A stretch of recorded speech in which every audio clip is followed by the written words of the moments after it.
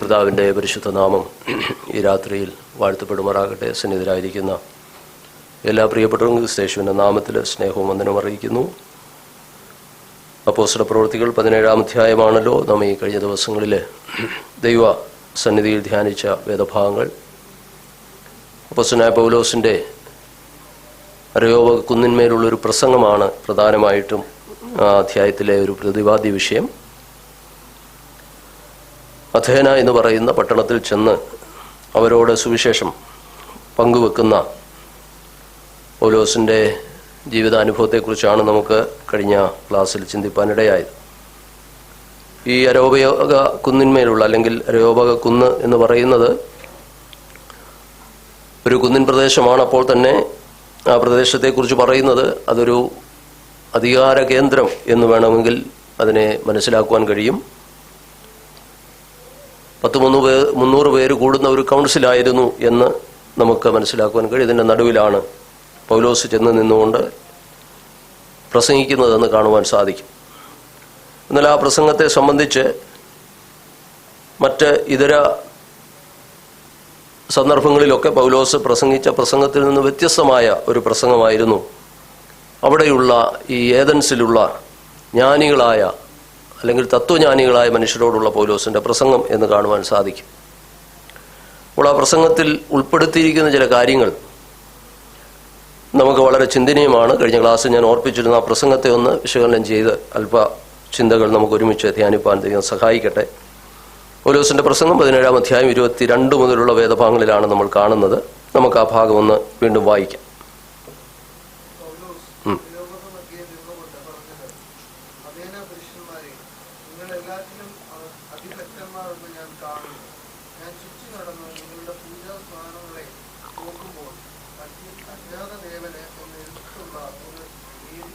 അജ്ഞാത ദേവന് എന്നൊരു വേദിക്കല്ല് ഞാൻ കണ്ടു. എന്നാൽ നിങ്ങൾ അറിയാതെ പൂജിക്കുന്നത് തന്നെ ഞാൻ നിങ്ങളോട് അറിയിക്കുന്നു. ഇവിടെ പൗലോസിന് അവരോട് സുവിശേഷം പ്രസംഗിക്കുവാനുള്ള ഒരു സന്ദർഭം എന്ന് പറയുന്നത് അഥേന എന്ന് പറയുന്ന തത്വജ്ഞാനികളാൽ നിറഞ്ഞിരുന്ന ആ പട്ടണത്തിൽ പൗലോസ് സഞ്ചരിക്കുമ്പോൾ ധാരാളം ബിംബങ്ങൾ നിറഞ്ഞിരിക്കുന്നു. അത് തൻ്റെ മനസ്സിനെ ചൂടുപിടിപ്പിച്ചു എന്ന് നമുക്കതിൻ്റെ 16-ാം വാക്യത്തിൽ കാണുവാൻ കഴിയുന്നുണ്ട്. അങ്ങനെ ഒരു പ്രത്യേക ബിംബത്തെ കാണുമ്പോൾ അല്ലെങ്കിൽ ഒരു വേദിക്കല്ല് കാണുമ്പോൾ അതിൽ എഴുതിയിരിക്കുന്നു അജ്ഞാത ദേവന്. അപ്പോൾ അതൊരു സന്ദർഭമായി ഒരു അവസരമായി എടുത്ത് അവരോട് പറയുകയാണ്, നിങ്ങൾ അതിഭക്തരാണ്, പലതിനെയും നിങ്ങൾ ദൈവത്തെ സേവിക്കുവാനുള്ള എരിവ് നിങ്ങൾക്കുണ്ട്, പക്ഷേ സത്യമായത് ഏതെന്ന് നിങ്ങൾക്ക് അറിയാൻ കഴിയുന്നില്ല. അതുകൊണ്ടാണ് അവർ പറയുന്നത് നിങ്ങൾ അറിയാതെ പൂജിക്കുന്നത്. അപ്പോൾ ആ അറിവില്ലായ്മയാണ് അവിടെ എടുത്തു കാണിക്കുന്നത്. അവരുടെ ഇഗ്നറൻസ് ആണ് അവിടെ പ്രധാനമായും പറഞ്ഞിരിക്കുന്നത്. അതിനെക്കുറിച്ച് പറഞ്ഞാണ് തുടങ്ങുന്നത്. നിങ്ങൾ അറിയാതെ പൂജിക്കുന്നത്. സർവശക്തനായ ദൈവത്തെക്കുറിച്ച് അറിയണമെന്ന് നിങ്ങൾക്ക് ആഗ്രഹമുണ്ട്, പക്ഷേ നിങ്ങൾക്ക് അറിവില്ല. അതെന്താണെന്ന് ഞാൻ നിങ്ങൾക്ക് പറഞ്ഞു തരാമെന്ന് പറഞ്ഞാണ് സുവിശേഷം പൗലോസ് അവരുമായിട്ട് പങ്കുവെക്കുന്നത്. അങ്ങനെ പങ്കുവെക്കുമ്പോൾ അതിനകത്ത് 5 പ്രധാന കാര്യങ്ങൾ ആ പ്രസംഗത്തിൽ അടങ്ങിയിട്ടുണ്ട്. അത് സുവിശേഷത്തിന് അല്ലെങ്കിൽ സുവിശേഷ പ്രസംഗത്തിൻ്റെ ഒരു പ്രധാന ഭാഗമാണെന്നും കൂടെ നമുക്ക് മനസ്സിലാക്കുവാനായിട്ട് സാധിക്കും. സർവശക്തനായ ദൈവത്തെക്കുറിച്ചുള്ള വെളിപ്പാട് നമുക്കറിയാം. ഭൂമിയിൽ നാം വീണ്ടെടുക്കപ്പെട്ടവരായതുകൊണ്ട്, രക്ഷിക്കപ്പെട്ടവരായതുകൊണ്ട് നമുക്ക് നമ്മുടെ ഉള്ളിലൊരു ഉറപ്പുണ്ട്.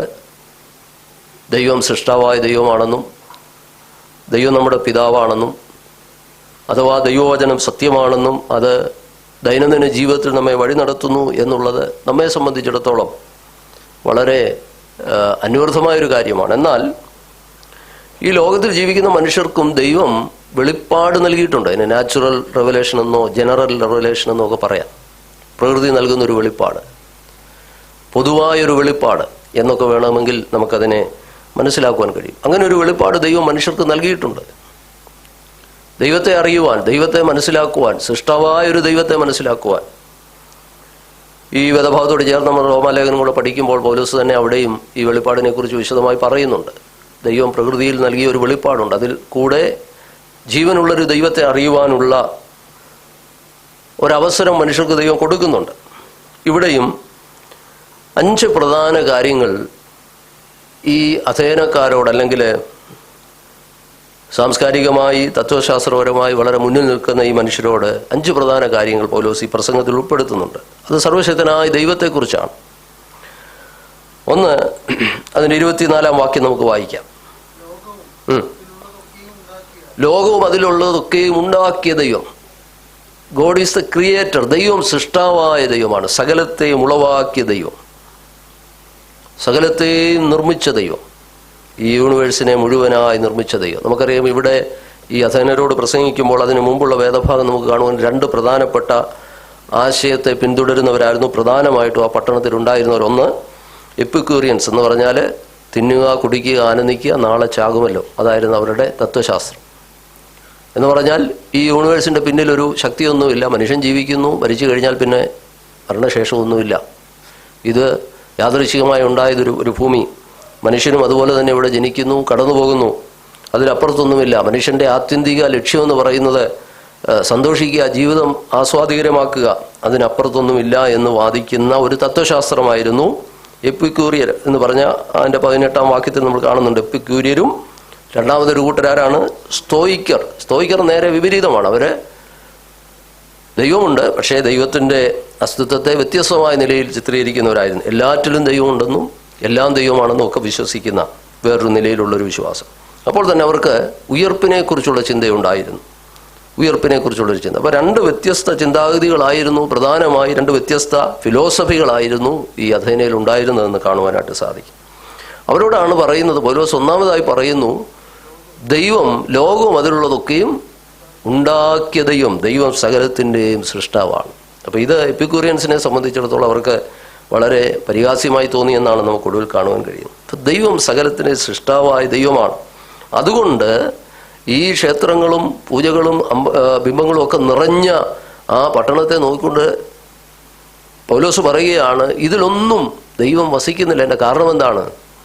ദൈവം സകലത്തിൻ്റെ സൃഷ്ടാവായ ദൈവത്തെ നമുക്ക് നമ്മുടെ ഏതെങ്കിലും കൈവേലയിലോ പ്രവൃത്തിയിലോ ആലയത്തിലോ ഒതുക്കുവാനായിട്ട് സാധിക്കത്തില്ല. ഒരു കൈപ്പണി ആയതിൽ അവൻ വസിക്കുന്നില്ല. കാരണം എന്താണ്? അവൻ സകലത്തിൻ്റെയും സൃഷ്ടിതാവായ ദൈവമാണ്. സൃഷ്ടാവായ ദൈവമെന്ന് മാത്രമല്ല, അടുത്ത കാര്യം അതിൻ്റെ 25-ാം വാക്യം. കൈപ്പണിയായ ക്ഷേത്രങ്ങളിൽ എന്ത് ചെയ്യുന്നില്ല? അവൻ വാസം ചെയ്യുന്നില്ല. അവൻ സകലത്തിൻ്റെയും ഉടയവനാണ്, സൃഷ്ടാവായ ദൈവമാണ്.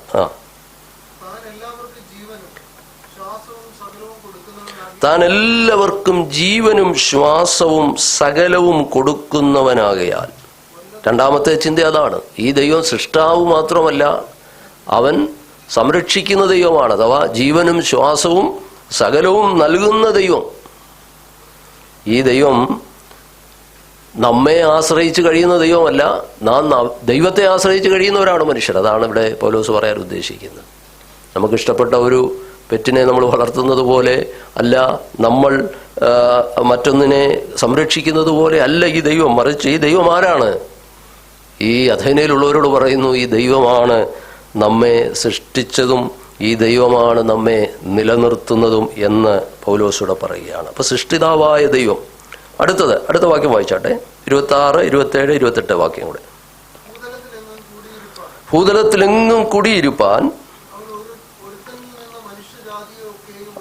ഒരുത്തനിൽ നിന്ന് മനുഷ്യജാതിയൊക്കെ ഉളവാക്കി അവരുടെ നിവാസത്തിന് അതിരുകളും കാലങ്ങളും നിശ്ചയിച്ചു. അവർ ദൈവത്തെ തപ്പി നോക്കി കണ്ടെത്തുമോ എന്ന് വെച്ച് അവൻ നമ്മിൽ ആർക്കും അകന്നിരിക്കുന്നവനല്ല താനും.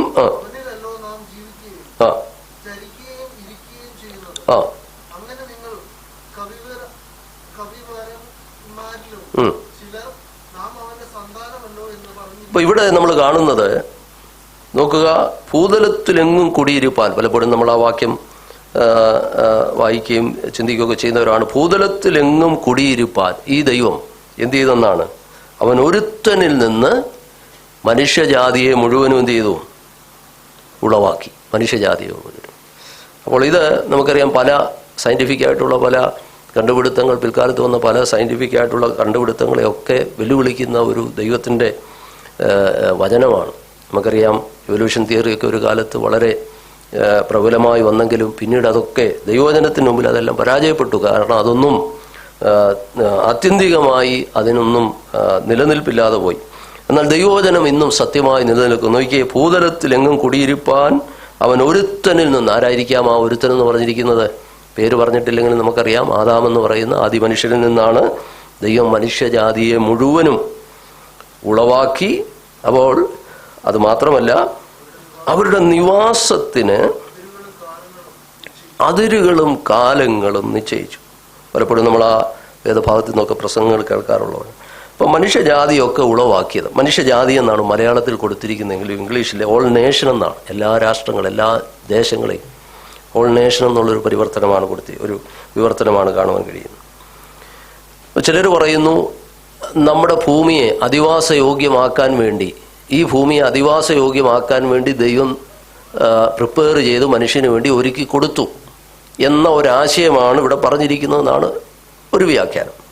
എന്നാൽ ഭൂമിയെ ഒരുക്കിയെന്നാണോ അവിടെ പറഞ്ഞിരിക്കുന്നത്? അതുകൊണ്ടാണ് ഞാൻ പറഞ്ഞത് 14-ാം അധ്യായം 17-ാം വാക്യം വായിച്ചേ. അവിടെ ഒന്ന് കൃത്യമായിട്ട് പൗലോസ് പറയുന്നുണ്ട്. 14-17 വാക്യത്തിൽ ഈ ഭൂമിയെ ദൈവം മനുഷ്യർക്ക് വേണ്ടി ഒരുക്കി, കാലങ്ങളും സമയങ്ങളൊക്കെ ഒരുക്കി കൊടുത്തു എന്നൊരു ഒരു വാക്യം നമ്മളവിടെ വായിക്കുന്നുണ്ട്. ലുസ്രയിൽ വെച്ചുള്ള പ്രസംഗത്തിൽ 14-17. നന്മ ചെയ്യുകയും ആകാശത്തിൽ നിന്നു മഴയും ഫലപുഷ്ടിയുള്ള കാലങ്ങളും നിങ്ങൾക്ക് തരികയും ആഹാരവും സന്തോഷവും നൽകി തന്നെക്കുറിച്ച് സാക്ഷ്യം നിങ്ങൾക്ക് തരാതിരുന്നിട്ടില്ല. അപ്പൊ ദൈവം മനുഷ്യർക്ക് നൽകുന്ന ഒരു ടെസ്റ്റിമണിയുണ്ട്, ഒരു സാക്ഷ്യമുണ്ട്. എന്താണ്? നിങ്ങൾക്ക് കാലങ്ങളും സമയങ്ങളും മഴയും ആഹാരവും സന്തോഷവും ഒക്കെ നൽകി നിങ്ങളെ നടത്തുന്നൊരു ദൈവം. അവിടെ നമുക്കറിയാം, വിജാതീയരോട് അവിടെ ഒരു വ്യത്യാസമുള്ളത്, ആ പ്രസംഗത്തിൽ ഒന്നും അറിയാതിരിക്കുന്ന ഇല്ലിറ്ററേറ്റ് ആയിട്ടുള്ളൊരു ജനത്തിൻ്റെ ഇടയിലാണ് പൗലോസ് അവിടെ പ്രസംഗിക്കുന്നത്. പക്ഷെ ഇവിടെ നമുക്കറിയാം, വളരെ വൈജ്ഞാനികമായി അല്ലെങ്കിൽ തത്വശാസ്ത്രം വളരെ പ്രബലമായിരിക്കുന്ന ഒരു സമൂഹത്തിലാണ് ഇവിടെ പ്രസംഗിക്കുന്നത്. എന്നാൽ ഇവിടെ പറഞ്ഞിരിക്കുന്നൊരു ചിന്ത നമ്മൾ 14-ാം അധ്യായത്തിൽ കണ്ടതിൽ നിന്ന് വ്യത്യസ്തമായിട്ട്, ഈ ഭൂമിയെ ഒരുക്കി എന്നതിനേക്കാൾ ഉപരിയായിട്ട് ഓൾ നേഷൻ എന്ന് പറഞ്ഞിരിക്കുന്നത് കൊണ്ട് അതിൽ നിന്ന് നമ്മൾ മനസ്സിലാക്കേണ്ട ഒരു കാര്യം, കൂടുതലും ഈ വിവർത്തനത്തെയാണ് നമ്മൾ സ്വീകാര്യമായി കാണുന്നത്. അതായത് എല്ലാ മനുഷ്യർ, എല്ലാ നേഷൻ, ഓൾ നേഷൻ, എല്ലാ ജാതികളെയും, അല്ലെങ്കിൽ എല്ലാ, മലയാളത്തിൽ ജാതികളെന്നാണ് കൊടുത്തിരിക്കുന്നത്, എന്നാൽ എല്ലാ നേഷൻസിനെയും, രാജ്യങ്ങളെയും, നമുക്കറിയാം അന്ന് ഇത് എഴുതുന്ന പശ്ചാത്തലത്തിൽ റോമൻ എംപയർ അല്ലെങ്കിൽ ആ സാമ്രാജ്യം, എല്ലാ സാമ്രാജ്യങ്ങളുടെയും അതിരുകൾ നിശ്ചയിച്ചു എന്ന് പറഞ്ഞാൽ അവരുടെ ചരിത്രത്തെയും അവരുടെ ടെറിറ്ററി, അവരുടെ അതിര് എവിടം വരെ ആയിരിക്കണമെന്നൊക്കെ ദൈവം നിശ്ചയിച്ചു എന്നാണ്, അല്ലെങ്കിൽ ദൈവം നിശ്ചയിക്കുന്നു എന്നാണ് ഇവിടെ പറഞ്ഞിരിക്കുന്നത്. നിശ്ചയമായിട്ടും നമുക്കറിയാം, ദൈവം ഈ ഭൂമിയെ മനുഷ്യർക്കായിട്ട് ഒരുക്കിയതും ദൈവം മഴയും കാലങ്ങളും, അതാണ് 14-ൽ വായിച്ചത്. എന്നാൽ ഇവിടെ ഒന്നുകൂടെ സ്പെസിഫിക് ആയിട്ട്, പർട്ടിക്കുലറായിട്ട് പറഞ്ഞിരിക്കുകയാണ്, ദൈവമാണ് ഒരു ദേശത്തെ, ഇപ്പോൾ നമ്മൾ ഈ രാജ്യത്ത് വസിക്കുന്ന ഈ രാജ്യത്തിൻ്റെ ടെറിട്ടറി, ഈ രാജ്യത്തിൻ്റെ ചരിത്രം, ഇതിനെയെല്ലാം നിയന്ത്രിക്കുന്നത് നാം സേവിക്കുന്ന ദൈവമാണ്. അപ്പോൾ അവിടെ നമുക്കൊരു ചോദ്യമുണ്ട്. ഇപ്പം തന്നെ പലയിടങ്ങളിൽ യുദ്ധങ്ങൾ നടക്കുന്നു. അത് ദേശത്തിൻ്റെ തന്നെ അല്ലെങ്കിൽ ആ രാജ്യത്തിൻ്റെ തന്നെ ചരിത്രത്തെ മാറ്റുന്നുണ്ട്, നമുക്കറിയാം. അതിന് ദൈവം ഉത്തരവാദിയാണോ എന്നൊരു ചോദ്യമുണ്ട്. നിശ്ചയമായിട്ടും അല്ല. മനുഷ്യർ ചെയ്യുന്ന പരസ്പരം അവർ പോരടിക്കുന്നതിനൊന്നും ദൈവം അതിന് ഉത്തരവാദിയൊന്നുമല്ല. പക്ഷേ ഈ വചനം വെച്ച് നമുക്കൊരു കാര്യം പറയാൻ സാധിക്കും, സകല രാജ്യങ്ങളുടെയും ഹിസ്റ്ററി ആൻഡ് ജോഗ്രഫി, അവരുടെ ചരിത്രവും അവരുടെ ഭൂമിശാസ്ത്രപരമായ അതിരുകളുമെല്ലാം നിശ്ചയിക്കുന്നത് ആരാണ്? സർവശക്തനായ ദൈവമാണ്. അത് വളരെ കൃത്യമാണ്. നമുക്കറിയാം, ചരിത്രത്തിൽ പഴയ നിയമ ഇസ്രായേലിനോടുള്ള ബന്ധത്തിലെല്ലാം നമ്മൾ വേദപുസ്തകം പഠിക്കുന്നത് നമുക്കത് വളരെ ശക്തമായി മനസ്സിലാക്കാൻ കഴിയും. ഇന്നും ജീവിക്കുന്ന നമുക്കറിയാം, യുദ്ധങ്ങളുടെയൊക്കെ പശ്ചാത്തലത്തിൽ മനുഷ്യർ വളരെ ഭയവിഹുലരായി കഴിയുന്നൊരു കാലഘട്ടമാണ്. ഇവിടെല്ലാം നമുക്ക് മനസ്സിലാക്കുവാൻ കഴിയുന്ന, ചരിത്രത്തെ നിയന്ത്രിക്കുന്നൊരു ദൈവമുണ്ടെന്നും മനുഷ്യൻ്റെ ചരിത്രത്തെയും അവൻ്റെ ജോഗ്രഫിക്കൽ ടെറിട്ടറി അല്ലെങ്കിൽ ഭൂമിശാസ്ത്രപരമായ അതിരുകളെയൊക്കെ നിശ്ചയിക്കുന്നത് സ്വർഗത്തിലെ ദൈവമാണ്. താഴോട്ട് നമ്മൾ വായിച്ചു വരുമ്പോൾ ആത്യന്തികമായി ഇതെല്ലാം ദൈവം നിയന്ത്രിക്കുന്നു, അതാണ് നമുക്ക് മനസ്സിലാക്കുവാൻ കഴിയുന്നത്. ഇനി എന്തിനാണ് ദൈവം അങ്ങനെ നിശ്ചയിച്ചത്? അതിനൊരു പർപ്പസ് ഉണ്ട്, അതിനൊരു ഉദ്ദേശം അവിടെ പറയുന്നുണ്ട്. അതാണ് 27 നമ്മൾ വായിച്ച, അവർ ദൈവത്തെ തപ്പി നോക്കി കണ്ടെത്തുമോ എന്ന് വെച്ച് അവനെ ഇവിടെയാണ് ഞാൻ മുമ്പേ പറഞ്ഞ ഒരു ജനറൽ റെവലേഷൻ എല്ലാ മനുഷ്യർക്കും ദൈവം കൊടുത്തിരിക്കുന്നത്. ദൈവത്തെ കണ്ടെത്തുവാനുള്ള ഒരു പൊതുവായ വെളിപ്പാട് ദൈവം മനുഷ്യർക്ക് വെച്ചിട്ടുണ്ട്. ക്രിസ്തുയേശുവിലൂടെ നമുക്ക് ലഭിച്ച വെളിപ്പാടിനെ കുറിച്ചല്ല, പൊതുവായ വെളിപ്പാട്. ദൈവത്തിൻ്റെ ആസ്തിത്വം അല്ലെങ്കിൽ ദൈവത്തിൻ്റെ നിലനിൽപ്പിനെ മനസ്സിലാക്കുവാൻ ഒരു സ്വാഭാവിക ബുദ്ധിക്ക് നാച്ചുറലായിട്ട് സ്വാഭാവികമായി ഒരു അന്വേഷണം നടത്തുന്ന ഒരു മനുഷ്യന് കണ്ടെത്താവുന്ന പല കാര്യങ്ങൾ ഈ പ്രകൃതിയിൽ തന്നെ ദൈവം വെച്ചിട്ടുണ്ട്. പക്ഷേ മനുഷ്യനത് കഴിഞ്ഞില്ല. നമുക്കറിയാം, ബൈബിൾ നമ്മളെ പഠിപ്പിക്കുന്ന അതാണ്. അതിൻ്റെ കാരണം എന്താണ്? അവനിൽ വസിക്കുന്ന പാപമായിരുന്നു. അവൻ്റെ പാപം അവനെ ദൈവത്തിൽ നിന്ന് അകറ്റിക്കളഞ്ഞു.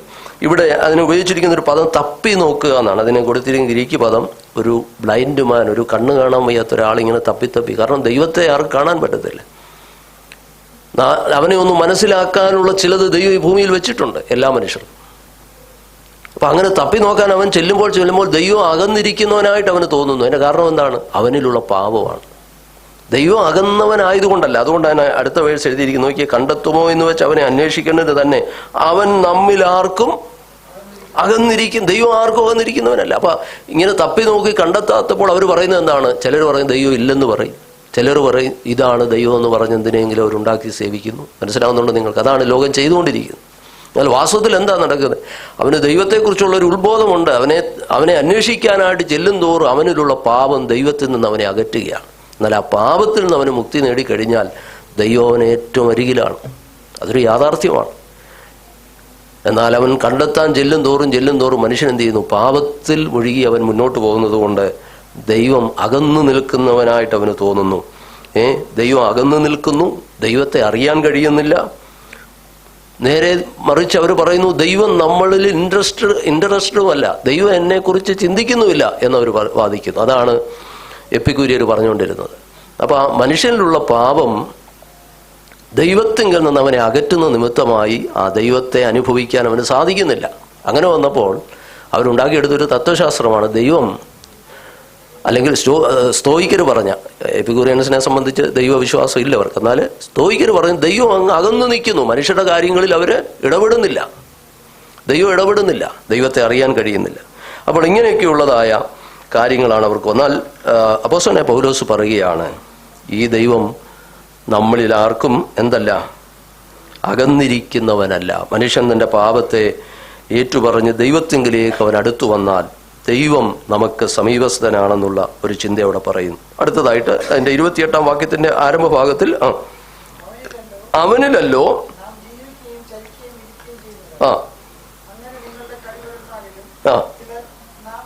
നാം അവന്റെ സന്താനമല്ലോ എന്ന് പറഞ്ഞിരിക്കുന്നു. അതാണ് അടുത്ത ചിന്ത. നാം അവന്റെ സന്താനമല്ലോ എന്ന് പറഞ്ഞിരിക്കുന്നു. നിങ്ങളുടെ കവിവരന്മാരിൽ ഒരാൾ. പൗലോസ് അന്ന് നിലവിലുണ്ടായിരുന്ന പ്രസിദ്ധരായ കവികൾ, നമുക്കറിയാം, എഴുത്തുകാര്, കവികൾ ഒക്കെ നല്ല ആശയങ്ങൾ, ചിന്തകളൊക്കെ ഈ സമൂഹത്തിന് നൽകിയിട്ടുണ്ട്. പ്രത്യേകിച്ച് നമ്മൾ ഭാരതത്തിൽ അങ്ങനെയുള്ള ധാരാളം ആളുകളെ കണ്ടിട്ടുണ്ട്. അങ്ങനെയുള്ള പുസ്തകങ്ങൾ ധാരാളമുണ്ട്. നല്ല ആശയങ്ങളും നല്ല നല്ല ചിന്തകളും മനുഷ്യന് നന്നാകാൻ കഴിയുന്ന, അല്ലെങ്കിൽ നല്ല സ്വഭാവത്തിലേക്ക് അവനെ നയിക്കുവാൻ കഴിയുന്ന ധാരാളം സതുപദേശങ്ങൾ നമ്മുടെ ലോകത്ത് ലഭ്യമാണ്. ചിലതൊക്കെയൊക്കെ നമ്മുടെ പ്രസംഗങ്ങളിലൊക്കെ നമ്മൾ കോട്ട് ചെയ്യാറുണ്ട്. ഇതുപോലെ തന്നെയാണ് പൗലോസ് അന്നും ഇവിടെ നമ്മൾ കാണുന്ന ഈ വേദഭാഗത്തിലെ ആ ഒരു കോട്ടിനെ കുറിച്ച് പറഞ്ഞിരിക്കുന്നത് 6-ാം നൂറ്റാണ്ടിൽ 6th century BC-യിൽ ജീവിച്ചിരുന്ന എപ്പിമെനിഡിസ് എന്ന് പറയുന്ന ക്രേത്തക്കാരനായ ഒരു പ്രസിദ്ധനായ കവിയായിരുന്നു. അദ്ദേഹത്തിന്റെ ഒരു കൊട്ടേഷനാണ് നാം അവന്റെ സന്താനമല്ലോ. അതുകൊണ്ടാണ് അതിന് ഇൻവെർട്ടഡ് കോമയിൽ കൊടുത്തിരിക്കുന്നത്. അങ്ങനെ വേദപണ്ഡിതന്മാർ അതിനെക്കുറിച്ച് അഭിപ്രായപ്പെടുന്നത് അങ്ങനെയാണ്. 6-ാം നൂറ്റാണ്ടിൽ ജീവിച്ചിരുന്ന ഒരാളുടെ, ക്രേത്തക്കാരനായിരുന്ന ഒരു വ്യക്തിയുടെ കൊട്ടേഷനാണ് അവിടെ കൊടുത്തിരിക്കുന്നത്. അതാണ് നാം അവന്റെ സന്താനങ്ങളല്ലോ, ദൈവത്തിന്റെ സന്താനങ്ങളാണ്, അല്ലെങ്കിൽ ദൈവം നമ്മുടെ പിതാവാണ്. അതാണ് 4ാമത്തെ ചിന്ത പൗലോസ് അവരോട് പറയുകയാണ്. നിങ്ങളുടെ കവിവരന്മാരും അങ്ങനെ പറഞ്ഞിട്ടുണ്ട്. നാം എല്ലാവരും ആരാണ്? ദൈവത്തിന്റെ സന്താനങ്ങളാണ്, അല്ലെങ്കിൽ ദൈവം നമ്മുടെ പിതാവാണ്. അപ്പൊ ഈ ഒരു ചിന്ത അവിടെ കൊടുത്തിരിക്കുന്നു. ആ വേദഭാഗത്ത് തന്നെ നമുക്ക് രണ്ടാമതൊരു ഉദ്ധരണിയൂടെ കാണുവാൻ കഴിയുന്നുണ്ട്. താഴോട്ട് വായിച്ചു വരുമ്പോൾ 1-2 വേദഭാഗങ്ങൾ നോക്കിയാട്ടെ.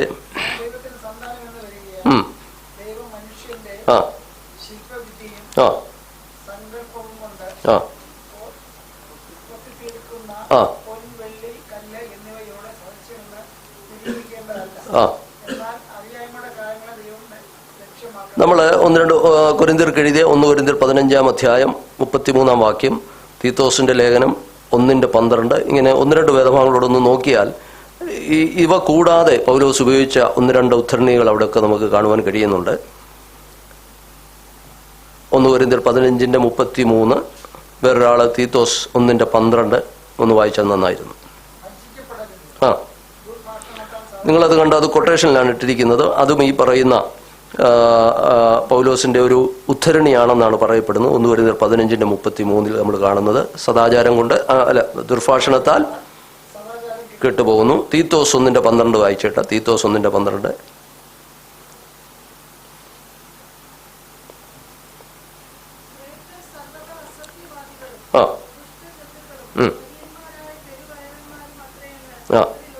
നിങ്ങളിൽ ഒരുവൻ അവരുടെ ഒരു വിദ്വാൻ തന്നെ പറഞ്ഞിരിക്കുന്നു. അപ്പൊ അതും ഈ എപ്പിമെനിഡ്സ് എന്ന് പറയുന്ന ആളെ കുറിച്ചാണെന്നാണ് പറയപ്പെടുന്നത്. ഇപ്പൊ നമ്മൾ ഈ കണ്ട ഈ ഉദ്ധരണി പറഞ്ഞ ആള് തന്നെ. അപ്പം അതെല്ലാം വാസ്തവമായിട്ട് അന്നത്തെ കവിവരന്മാർ പറഞ്ഞ കാര്യങ്ങളാണ്. അതിനെല്ലാം തെളിവുകളുണ്ട്. അങ്ങനെയുള്ള ആളുകൾ പറഞ്ഞതായ ചില ഉദ്ധരണികൾ പൗലോസ് ഉപയോഗിക്കുകയാണ് തൻ്റെ സുവിശേഷ പ്രസംഗത്തിൽ. ഈ ഉദ്ധരണികൾ നമുക്കറിയാം, ഇന്നും സുവിശേഷ പ്രസംഗത്തിൽ ഹൈന്ദവ വേദഭാഗങ്ങളോ അല്ലെങ്കിൽ ഹൈന്ദവരുടെ പല ഉപനിഷത്തുകളിൽ നിന്നുള്ള ചിന്തകൾ, അങ്ങനെയുള്ള പല കാര്യങ്ങൾ കോട്ട് ചെയ്ത് ആൾക്കാർ പ്രസംഗിക്കാറുണ്ട്. അതിൻ്റെ അർത്ഥം അത് ഇത് ഒന്നാണെന്നുള്ളതല്ല, ചില ആശയങ്ങൾ മനുഷ്യർക്ക് വ്യക്തമാക്കാൻ വേണ്ടി ഉപയോഗിക്കുന്നു. ഇതുപോലെ തന്നെയാണ് ഇവിടെയും എന്ത് ചെയ്യുകയാണ് പൗലോസ്. അന്ന് കവിവരന്മാരായ പലരും മനുഷ്യരെക്കുറിച്ച് പറഞ്ഞ, ദൈവത്തെക്കുറിച്ച് പറഞ്ഞ പല കാര്യം. അതിൽ പ്രധാനപ്പെട്ട ഒന്നാണ്, നാം അവൻ്റെ സന്താനങ്ങളല്ലോ, ദൈവത്തിൻ്റെ മക്കളാണ് നാം, അല്ലെങ്കിൽ നാം ദൈവം നമ്മുടെ പിതാവാണെന്നുള്ള ചിന്ത. അതാണ് 4-മതായിട്ട് പ്രധാനമായിട്ടും അവരോട് പൗലോസ് പറയുന്നൊരു കാര്യം. ദൈവത്തിന് സ്തോത്രം. അപ്പോൾ എന്താണ്, അപ്പം ദൈവം നമ്മുടെ പിതാവാണെങ്കിൽ ഇവിടെ പ്രധാനമായിട്ടും ഈ അഥേന പട്ടണം മുഴുവനും ബിംബങ്ങളെ കൊണ്ട്, മനുഷ്യന്റെ കൈവേലയായ ബിംബങ്ങളെ കൊണ്ട് നിറഞ്ഞിരിക്കുകയാണ്. അപ്പോൾ അവരോടാണ് സുവിശേഷം പങ്കുവെക്കുവാൻ, അവരുടെ ബിംബങ്ങളിൽ ഒന്നിൽ അജ്ഞാത ദേവനെന്നുള്ള കയ്യെഴുത്ത് കണ്ടതിനോട് ബന്ധപ്പെട്ട് അതിനെ പോയിന്റ് ചെയ്തുകൊണ്ടാണ് തൻ്റെ പ്രസംഗം ഇങ്ങനെ തുടരുകയാണ്. ആരാണ് ഈ ദൈവം? ഈ ദൈവം സൃഷ്ടാവായ ദൈവമാണ്. ഈ ദൈവം നമ്മെ സംരക്ഷിക്കുന്ന ദൈവമാണ്. ഈ ദൈവമാണ് കാലങ്ങളും അതിരുകളും ഒക്കെ നിശ്ചയിച്ച് നമുക്ക് തന്നിരിക്കുന്നത്. ഈ ദൈവമാണ് ഇവിടെ പറയുന്നത് നമ്മുടെ പിതാവാണ്. ദൈവം നമ്മുടെ പിതാവ്. അങ്ങനെയാണെങ്കിൽ ആ പിതാവിനെ നമുക്ക് നമ്മുടെ കൈവേലയോ നമ്മുടെ ബുദ്ധിശക്തി കൊണ്ടോ നമുക്ക് നിർമ്മിക്കാൻ സാധിക്കുമോ? അതാണ് പൗലോസ് അവരോട് ചോദിക്കുന്നത്. ഇനി ദൈവം നമ്മുടെ പിതാവെന്ന് പറയുമ്പോൾ, ദൈവമക്കളായി നമ്മെ സംബന്ധിച്ചിടത്തോളം ക്രിസ്തുയേശുവിൽ വീണ്ടെടുക്കപ്പെട്ട ദൈവമക്കളാണ് ദൈവത്തിൻ്റെ മക്കളെന്നും, അല്ലെങ്കിൽ വീണ്ടെടുക്കപ്പെട്ട നമ്മളാണ് ദൈവത്തിൻ്റെ മക്കളായി നമ്മെ ദത്തെടുത്തുവെന്നും നമ്മൾ വിശ്വസിക്കുന്നു. നമ്മൾ പിതാവേ എന്ന് വിളിക്കുന്ന പോലാണോ ഇവിടെ പറഞ്ഞിരിക്കുന്ന സകല മനുഷ്യരും ദൈവത്തിൻ്റെ സന്താനമാണെന്ന് പറയുമ്പോൾ അതിൻ്റെ ആശയം എന്താണ്? നിശ്ചയമായിട്ടും നമുക്ക് വിശാലമായ ഒരർത്ഥത്തിൽ അത് പറയാൻ സാധിക്കും. സകലരും ആരാണ്? ദൈവത്തിൻ്റെ സന്താനം തന്നെയാണ്, ദൈവത്തിൻ്റെ മക്കളാണ്. അതുകൊണ്ടാണ് ആദ്യം പറഞ്ഞിരിക്കുന്നത്, അവൻ ഒരു മനുഷ്യനിൽ നിന്ന്, ഏകനായ ഒരുവനിൽ നിന്നല്ലോ സകല ജാതി അവന് ഉളവാക്കിയതെന്ന് നമ്മൾ അതിന് മുമ്പ് വായിക്കുകയും ചെയ്തു, അല്ലേ?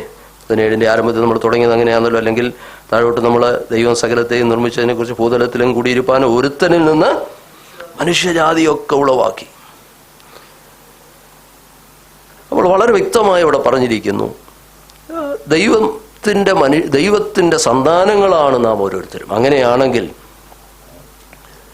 ഈ ദൈവത്തെ നമുക്ക് ഏതെങ്കിലും മനുഷ്യന്റെ കൈവേലയോടോ, അവിടെ പറഞ്ഞിരിക്കുന്നു, പൊന്ന്, വെള്ളി, കല്ല് എന്നിവയോട് സദൃശമെന്ന് നിരൂപിക്കേണ്ടതല്ല.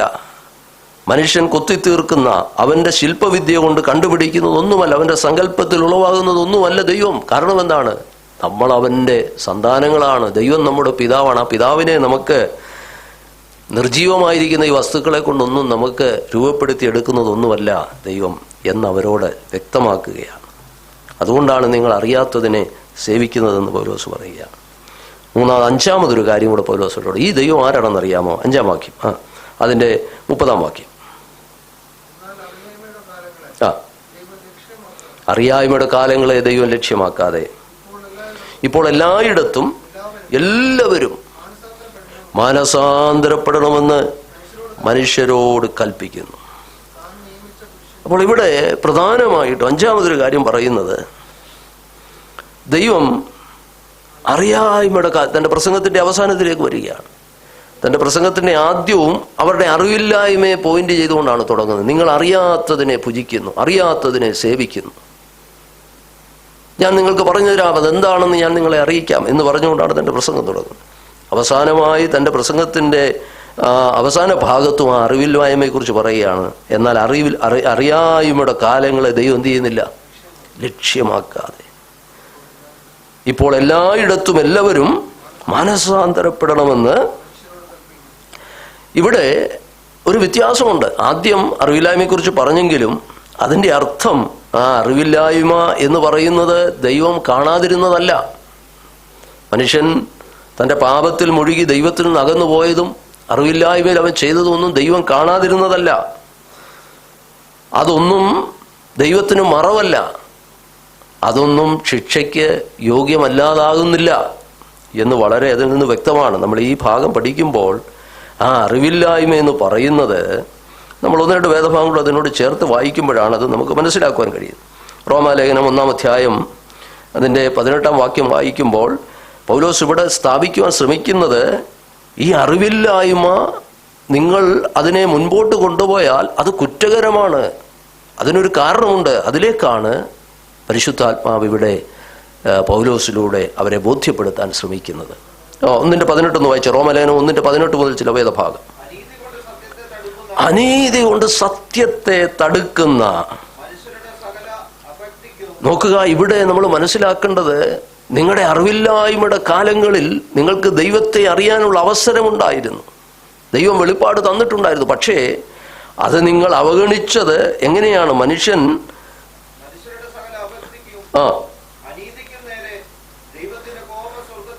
സ്വർഗത്തിൽ നിന്ന് വെളിപ്പെടും. ഇവിടെ പറയുകയാണ്, നിങ്ങളുടെ ഈ അറിവില്ലായ്മയിൽ നിങ്ങൾ മുൻപോട്ട് പോയാൽ ദൈവം ന്യായാധിപനാണ്, ന്യായം വിധിക്കുന്ന ഒരു ദൈവം. അതാണ് 5-ാമത്തെ പ്രധാന പോയിന്റ്.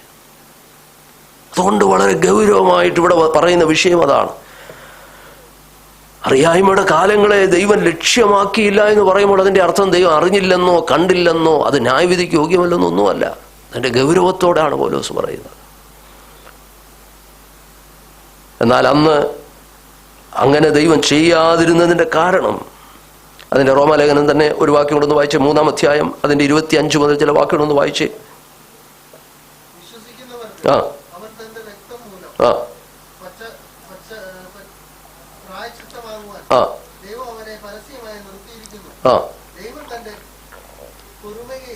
ദൈവം തന്റെ പൊറുമയിൽ ആ എന്തുകൊണ്ടാണ്? അപ്പോൾ ആ പാപം ശിക്ഷാർഹമല്ലെന്നല്ല. നമ്മൾ മനസ്സിലാക്കേണ്ട ഒരു കാര്യം ഇതാണ്. നമ്മൾ ഈ ഭാഗം പഠിക്കുമ്പോൾ അറിവില്ലായ്മയുടെ കാലങ്ങളെ ദൈവം ലക്ഷ്യമാക്കുന്നില്ല എന്ന് പറയുമ്പോൾ അതിൻ്റെ അർത്ഥം ദൈവം അത് ഇഗ്നോർ ചെയ്തെന്നോ അല്ലെങ്കിൽ അതിന് ഗൗരവമില്ലെന്നോ അത് ശിക്ഷയ്ക്ക് യോഗ്യമല്ലോ അല്ല എന്നുള്ളതല്ല. പിന്നെ എന്തുകൊണ്ടാണ്? ഒറ്റ കാരണമേ ഉള്ളൂ. ഇവിടെ പറയും ദൈവം തൻ്റെ പൊറുമയിൽ. മലയാളത്തിൽ പൊറുമ എന്നൊരു പദമാണല്ലേ, അതത്ര നമ്മൾ കോമൺ ആയിട്ട് യൂസ് ചെയ്യുന്നൊരു പദമല്ല. ഇംഗ്ലീഷിൽ ഞാൻ കൊടുത്തിരിക്കുന്നത് ഫോർ ബിയറിങ് മേഴ്സി എന്നാണ്. ദൈവത്തിൻ്റെ കരുണ, ദൈവത്തിൻ്റെ ദയ. ഞാൻ നിങ്ങളുമൊക്കെ അത് അനുഭവിച്ചവരല്ലേ. ദൈവത്തിൻ്റെ ദയ. പലപ്പോഴും നമ്മളെ ദൈവം ശിക്ഷിക്കാതിരിക്കുന്നത് അല്ലെങ്കിൽ മുൻകാലങ്ങളിൽ അതേ പാപപ്രവൃത്തികൾക്ക് തക്കതുപോലെ ദൈവം ശിക്ഷ തരാതിരിക്കുന്നതിന് ഒരൊറ്റ കാരണമേ ഉള്ളൂ. ദൈവം തൻ്റെ പൊറുമയിൽ. ആ വാക്യം വായിച്ച്, ദൈവം തൻ്റെ പൊറുമയിൽ മുൻകഴിഞ്ഞ പാപങ്ങളെ ശിക്ഷിക്കാതെ. അപ്പൊ ശിക്ഷയ്ക്ക് യോഗ്യമല്ലെന്നല്ല, ശിക്ഷിക്കാതെ വിടുക നിമിത്തം തന്റെ നീതിയെ പ്രദർശിപ്പിപ്പാൻ. ആ ആ ആ ആ മതി. അപ്പൊ ഈ ഭാഗം നമ്മൾ പഠിക്കുമ്പോൾ ഒരു കാര്യം മനസ്സിലാക്കുക. പൗലോസ് ഇവിടെ അവസാനം വന്ന് ഇവരോട് പറയുന്നത്, നിങ്ങൾ ഈ അറിവില്ലായ്മയിൽ നിങ്ങൾ തുടർന്നാൽ ദൈവത്തിന്റെ ശിക്ഷ ഉറപ്പാണ്. അത് പറയാനാണ് പൗലോസ് ഈ കാര്യം പറയുന്നത്. എന്നാൽ അറിയായ്മയുടെ കാലങ്ങളെ എന്ന് പറയുമ്പോൾ ദൈവം അവിടെ എക്സ്ക്യൂസ് നടത്തുന്നു എന്നുള്ളതല്ല. പക്ഷേ ദൈവത്തിന്റെ ദയയിൽ ദൈവം അത് പൊറുക്കുന്നു. പൊറുമയിൽ അവൻ ശിക്ഷിക്കാതെ വിട്ടതുകൊണ്ട്. എന്നാൽ അറിയായ്മയുടെ കാലങ്ങളെ ദൈവം ലക്ഷ്യമാക്കാതെ പിന്നെ ഇപ്പോൾ എല്ലായിടത്തും എല്ലാവരും മാനസാന്തരപ്പെടണമെന്ന്, റിപ്പൻഡൻസ്, മാനസാന്തരം എന്നുള്ള വിഷയം അവിടെ കൊണ്ടുവരികയാണ്. മാനസാന്തരപ്പെടണമെന്ന് മനുഷ്യരോട് ദൈവം കൽപ്പിക്കുകയാണ്. എന്തുകൊണ്ടാണ്? അടുത്ത വാക്യം, 31-ാം വാക്യം. താൻ നിയമിച്ച പുരുഷൻ മുഖാന്തരം ലോകത്തെ നീതിയിൽ ന്യായം വിധിപ്പാൻ അവനൊരു ദിവസത്തെ നിശ്ചയിച്ചു. അവനെ മരിച്ചവരിൽ നിന്ന് ഉയർത്തെഴുന്നേൽപ്പിച്ചതിനാൽ എല്ലാവർക്കും അതിന്റെ ഉറപ്പ് നൽകിയുമിരിക്കുന്നു. God is the judge of the world എന്നാണ്. ദൈവം ഈ ലോകത്തിന്റെ ന്യായാധിപനാണ്, ന്യായാധിപതിയാണ്, ന്യായം വിധിക്കുന്ന ഒരു ദൈവം. അപ്പോൾ അറിവില്ലായ്മയെക്കുറിച്ച് ആ പ്രസംഗം തുടങ്ങി. അറിവില്ലായ്മയെ പറഞ്ഞ് ഇത് അവസാനിപ്പിക്കുന്നതിൻ്റെ അർത്ഥം നിങ്ങളതിൽ തുടരണമെന്നല്ല. ന്യായം വിധിക്കുന്ന ഒരു ദൈവമുണ്ട്, അതുകൊണ്ട് നിങ്ങൾ മനസാന്തരപ്പെടണം. ഈ സന്ദേശമാണ് ശക്തമായിട്ട് ഈ ഭാഗത്ത് പരിശുദ്ധാത്മാവ് നൽകുന്നത്. സ്തോത്രം. ദൈവത്തിന്റെ ന്യായവിധിയെക്കുറിച്ച് 3 കാര്യങ്ങൾ പൗലോസ് ആ ഭാഗത്ത് പറയുന്നുണ്ട്. എന്താണ് 3 കാര്യങ്ങൾ? ഒന്ന്, നിങ്ങൾ ആ ഭാഗം ഒന്നുകൂടെ വായിച്ച വാക്യം 31. താൻ നിയമിച്ച പുരുഷൻ മുഖാന്തരം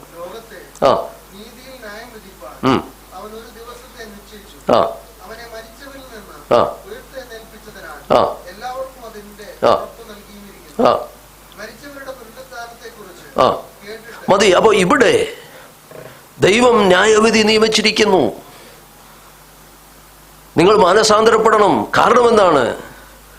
ന്യായാധിപനായ കർത്താവ് നമ്മുടെ മുമ്പിലുണ്ട്. 2, ആ ന്യായവിധി വളരെ അടുത്തായിരിക്കുന്നു, വളരെ അടുത്തായിരിക്കുന്നു. എന്താണ് അതിൻ്റെ ഉറപ്പെന്താണ്? അവനൊരു ദിവസത്തെ എന്ത് ചെയ്തിരിക്കുന്നു? ദൈവമക്കളെ നിശ്ചയിച്ചു വെച്ചിരിക്കുകയാണ്. 3 കാര്യങ്ങളോടെ പറയുന്നു. അതുകൊണ്ടാണ് പൗലോസോടെ പറയുന്നത് നിങ്ങൾ ഈ അറിവില്ലായ്മയിൽ തുടരരുത്. ഓക്കെ, ഞാൻ പറഞ്ഞല്ലോ 3 കാര്യങ്ങൾ. ഒന്ന്, ന്യായവിധിയെക്കുറിച്ച് നമ്മൾ മനസ്സിലാക്കേണ്ട ഒരു കാര്യം, കർത്താവ് ഈ ഭൂമിയെ ന്യായവിധിക്കുന്നതിനോട് ബന്ധപ്പെട്ട്, ന്യായവിധിയോട് ബന്ധപ്പെട്ട് നമ്മൾ പല ദൈവീയ സന്ദേശങ്ങൾ കേട്ടിട്ടുള്ളവരാണ്. എന്നാൽ ഈ വാക്യത്തിൽ നിന്ന് 3 കാര്യങ്ങൾ. ഒന്ന്, അവിടെ പറയുന്നവൻ ലോകത്തെ നീതിയിൽ ന്യായം വിധിപ്പാൻ. So it is universal. ലോകത്തെ വിധിക്കും, ലോകത്തെ വിധിക്കും. ആരെയൊക്കെ വിധിക്കും? ലോകത്തെ വിധിക്കും. ദ ഹോൾ വേൾഡ്, മുഴുവൻ ലോകത്തെയും വിധിക്കുന്ന ഒരു ദൈവമുണ്ട്. 2, ആ വിധി എങ്ങനെയുള്ളതായിരിക്കും? ലോകത്തെ നീതിയിൽ ന്യായം വിധിക്കും. നോക്കിയേ, ആ വാക്യത്തിൽ എങ്ങനെയല്ലേ? താൻ നിയമിച്ച പുരുഷൻ മുഖാന്തരം ലോകത്തെ വിധിക്കും. എങ്ങനെ വിധിക്കും? നീതിയിൽ. ദൈവമക്കളെ, നമുക്കറിയാം ഇന്ന് ലോകത്തിൽ കാണുന്ന പല വിധികളും നമുക്കറിയാം. അത് നമ്മൾ ഓരോ ദിവസവും വാർത്തകൾ കേൾക്കുമ്പോൾ നമുക്കറിയാം എന്തെല്ലാം കാര്യങ്ങളിൽ നീതിയില്ലാതെ പോകുന്ന, നീതി ലഭിക്കാതെ പോകുന്ന മനുഷ്യരെ നമ്മൾ കാണാറുണ്ട്. എന്നാൽ ഇവിടെ നോക്കുക, ലോകത്തെ വിധിക്കുന്നൊരു ദൈവം, സകലത്തെയും വിധിക്കുന്നൊരു ദൈവം. 2, ലോകത്തെ നീതിയിൽ. നീതിയിൽ എന്ന് പറഞ്ഞാൽ അവൻ്റെ മുമ്പിൽ മറഞ്ഞിരിക്കുന്നതൊന്നുമില്ല, സകല രഹസ്യങ്ങളും വെളിപ്പെട്ടു വരുന്നൊരു ദിവസം. അതാണ് നീതിയിൽ ന്യായം വിധിക്കുക എന്ന് പറയുന്നത്. ദൈവത്തിന് സ്തോത്രം. മറ്റൊന്ന്, 3ാമത് ആ ന്യായവിധിയുടെ ഒരു പ്രത്യേകത എന്താണെന്നറിയാമോ? നോക്കിയേ, അവൻ ഒരു ദിവസത്തെ നിശ്ചയിച്ചു.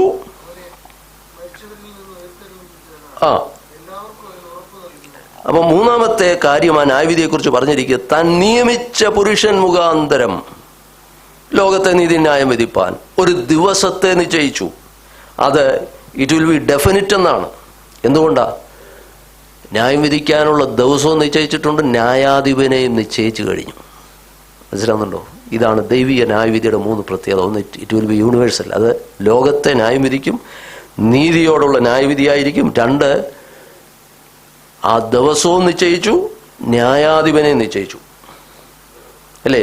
നോക്കിയേ, താൻ നിയമിച്ച പുരുഷൻ, ഒരു ജഡ്ജിനെ നിയമിച്ചിട്ടുണ്ട്. നമുക്കറിയാം പല കോടതികളും ഇങ്ങനെ കേസുകൾ മാറ്റി മാറ്റി വെക്കും. എന്നാൽ ഇവിടെ അങ്ങനല്ല. ഒരു ദിവസം നിശ്ചയിച്ചിരിക്കുന്നു, ഒരു ന്യായാധിപനെ നിശ്ചയിച്ചിരിക്കുന്നു. അപ്പോൾ ഏറ്റവും അടുത്ത് വരാൻ പോകുന്ന ഒരു ന്യായവിധിയെ മുന്നിൽ കണ്ടുകൊണ്ട് ആ ആത്മഭാരത്തോടെയാണ് പൗലോസ് അവരോട് പറയുന്നത്. നിങ്ങൾ ഈ അറിവില്ലായ്മയിൽ തുടരരുത്, നിങ്ങൾ മാനസാന്തരപ്പെടണം. ദൈവത്തിന് സ്തോത്രം. ഞാൻ പറഞ്ഞത് സമയം നിശ്ചയിച്ചു, ന്യായാധിപനെ നിശ്ചയിച്ചു. 10-ാം അധ്യായം 42-ാം വാക്യം ന്യായാധിപൻ ആരാണെന്നൊന്ന് നോക്കിയേ. 10:42. താൻ നിയമിച്ച ആ പുരുഷൻ ആരാണ്? നമുക്കറിയാം. എങ്കിലും 10:42 വായിച്ചേ. ജീവികൾക്കും മരിച്ചവർക്കും ന്യായാധിപതിയായി ദൈവത്താൽ നിയമിക്കപ്പെട്ടവൻ അവൻ തന്നെ എന്ന് ജനത്തോട് പ്രസംഗിച്ച് സാക്ഷീകരിപ്പാൻ അവൻ ഞങ്ങളോട്. ദൈവമക്കളെ, അതിന് മുന്നോട്ടുള്ള വേദഭാഗങ്ങൾ വായിക്കാൻ ഞാൻ സമയമെടുക്കുന്നില്ല. എന്ന് പറഞ്ഞാൽ സാക്ഷാൽ യേശു ക്രിസ്തുവാണ് ന്യായാധിപൻ. അത് നിയമിച്ചിരിക്കുകയാണ്. അതിന് മാറ്റമൊന്നുമില്ല. 10:42 പറയുന്നത്, ഞങ്ങൾ ഈ സാക്ഷീകരിച്ച് പറയുന്നത് ആരെക്കുറിച്ചാണെന്നറിയാമോ? ജീവികൾക്ക് മരിച്ചവരെ ന്യായം വിധിക്കുന്ന ഒരുവനുണ്ട്, അത് വേറെ ആരുമല്ല. അതിനെ ആ ന്യായാധിപനെ സ്വർഗങ്ങളിലുള്ള ദൈവം നിശ്ചയിച്ചു കഴിഞ്ഞിരിക്കുന്നു. അത് സാക്ഷാൽ യേശു ക്രിസ്തുവാണ്. യോഹന്നാന്റെ സുവിശേഷത്തിൽ 5-ാം അധ്യായം 27-ാം വാക്യത്തിൽ നമുക്കത് കാണുവാൻ കഴിയുന്നുണ്ട്. യോഹന്നാന്റെ സുവിശേഷം 5:27 ഒന്ന് വായിച്ചാട്ടെ.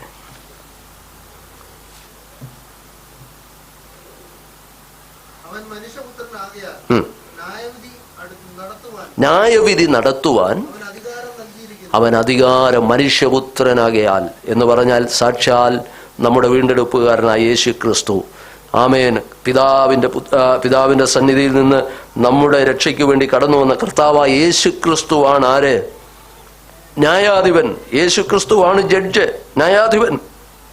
അപ്പൊ ന്യായാധിപനെ നിശ്ചയിച്ചു കഴിഞ്ഞു. 10:42 യോഹന്നാൻ 5:27 നമുക്ക് കാണുവാൻ കഴിയുന്നത്, ഈ ഭൂമിയെ ന്യായം വിധിക്കുന്നത് സാക്ഷാൽ ക്രിസ്തു യേശുവാണ്.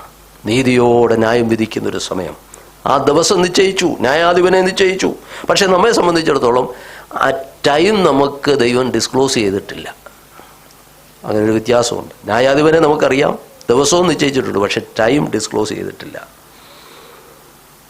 അപ്പോൾ 3 കാര്യങ്ങൾ ന്യായവിധിയെക്കുറിച്ച് അതിൽ നിന്ന് നമുക്ക് മനസ്സിലാക്കുവാൻ കഴിഞ്ഞു. 1, അത് ലോകത്തെ ന്യായം വിധിക്കുന്നു. 2, അത് നീതിയോടെയുള്ള ന്യായവിധിയായിരിക്കും. 3, അത് ഡെഫിനിറ്റാണ്, തീർച്ചയാണ്.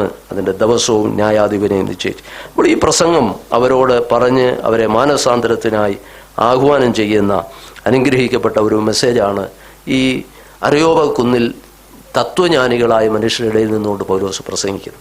അപ്പോൾ ഈ പ്രസംഗത്തെക്കുറിച്ച് 2 വിധത്തിലുള്ള പ്രതികരണങ്ങൾ വേദപണ്ഡിതന്മാരുടെ ഇടയിലുണ്ട്. മറ്റ് പ്രസംഗങ്ങളെ അപേക്ഷിച്ച് ചിലർ പറയുന്ന ഈ പ്രസംഗം ഒരു ഒതന്റിക് അല്ല, ആധികാരികമായൊരു പ്രസംഗമല്ല എന്ന് വാദിക്കുന്നവരുണ്ട്. നമ്മൾ ഈ ദൈവവചനം പഠിക്കുന്നവരായതുകൊണ്ട് ചില ചിന്തകളിലൂടെ ഓർപ്പിച്ച് അവസാനിപ്പിക്കാം.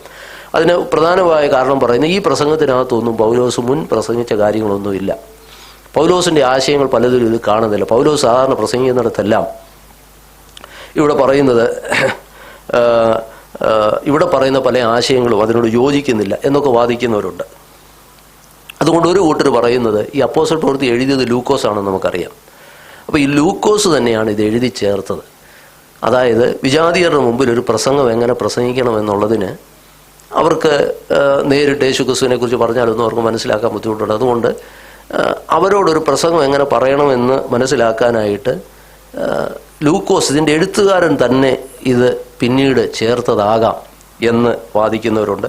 ചില ആശയഗതികൾ പറയുന്നതേ ഉള്ളൂ. അതിന് ചില കാരണങ്ങൾ അവർ പറയുന്നുണ്ട് എന്ന് കാണുവാനായിട്ട് കഴിയും. എന്നാൽ അതിനെ പ്രതിരോധിക്കാനായിട്ട് മറ്റു ചിലർ പറയുന്നത്, ഇവിടെ വാസ്തവത്തിൽ ഇത് പൗലോസ് തന്നെയാണ്. ഈ പ്രസംഗത്തിൻ്റെ എല്ലാം പിന്നിൽ പഴയ നിയമത്തിൻ്റെ ഒരു പശ്ചാത്തലം പൗലോസ് ഇതിനകത്ത് ഉപയോഗിക്കുന്നുണ്ട്. കാരണം നമുക്കറിയാം, പഴയ നിയമ വേദഭാഗങ്ങളിലാണ് ദൈവമാണ് സൃഷ്ടിതാവെന്നും ദൈവമാണ് മനുഷ്യനെ സംരക്ഷിക്കുന്നതെന്നും ന്യായം വിധിക്കുന്ന ദൈവം ഉണ്ടെന്നും പിന്നെ ഇങ്ങനെയൊക്കെയുള്ള കാര്യങ്ങൾ, ഈ പ്രധാനപ്പെട്ട ആശയങ്ങളെല്ലാം പഴയ നിയമഭാഗങ്ങളിൽ ധാരാളം ലഭ്യമാണ്.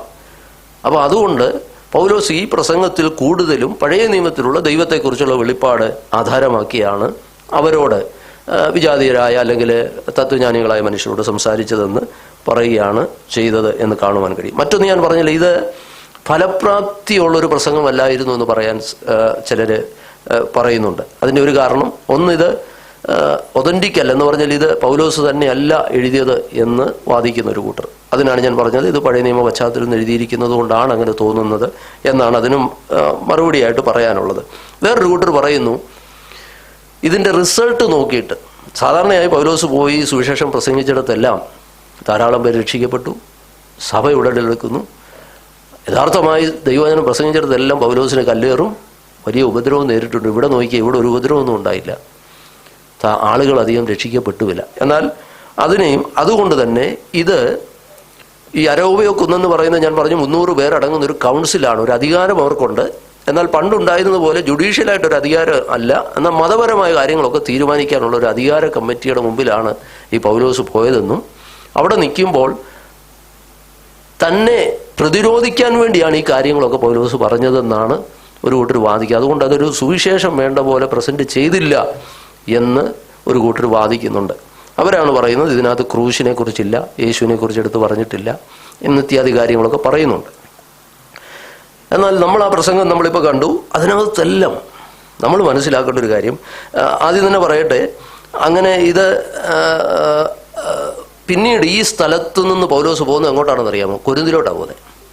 അപ്പോൾ ഇത് ശരിയായൊരു പ്രസംഗമല്ല എന്ന് വാദിക്കുന്നവർ എടുക്കുന്ന ഒരു ഉദാഹരണം, അടുത്ത സ്ഥലത്ത് പോയപ്പോൾ ഓരോ സ്ഥലത്ത് ഇങ്ങനെ പൗലോസ് മാറിപ്പോകും. അപ്പം ഓരോ പ്രസംഗം കഴിയുമ്പോഴും നമ്മളും ചിന്തിക്കുമല്ലോ, അതിൻ്റെ ആഫ്റ്റർ എഫക്റ്റ് എന്താണ്, അത് നല്ലതായിരുന്നോ എങ്ങനെയാണെന്നൊക്കെ വിലയിരുത്തുമല്ലോ. എന്ന് പറഞ്ഞ പോലെ പൗലോസ് അവിടെ ചെന്ന് വിലയിരുത്തിയപ്പം പൗലോസിന് മനസ്സിലായി, അവിടെ ഞാൻ വലിയ ഫിലോസഫിയും വലിയ തത്വജ്ഞാനവും ഒക്കെ പറഞ്ഞതുകൊണ്ട് അധികം പേരൊന്നും രക്ഷിക്കപ്പെട്ടില്ല. അതുകൊണ്ട് കൊരിന്തെന്ന് പറയുന്ന പട്ടണത്തിൽ വന്നപ്പോൾ, ആ കൊരിന്തി ലേഖനം ഒരു വാക്യം ഒന്ന് വായിക്കാം, അതിൻ്റെ 2-ാം അധ്യായത്തിൻ്റെ 2-ാം വാക്യം ഒന്ന് നോക്കിയേ. പൗലോസ് അവിടെ വന്നപ്പോൾ ഒരു തീരുമാനമെടുത്തു. ഈ വാദഗതി ഉന്നയിക്കുന്നവർ ഉദ്ധരിക്കുന്ന ഒരു വാക്യവാദം 1:2